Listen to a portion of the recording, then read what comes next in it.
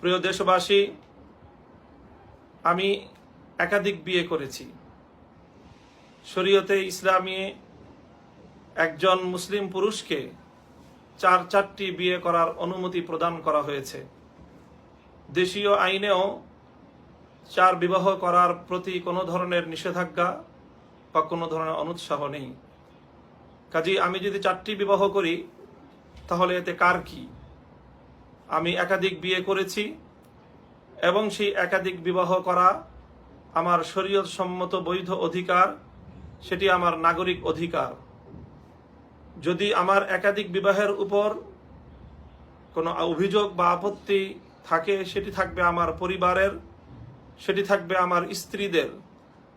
আমি একাধিক বিবাহ করে আমি যদি আমার স্ত্রীদেরকে কোনো অধিকার বঞ্চিত করে থাকি, তাহলে তারা অবশ্যই আমার বিরুদ্ধে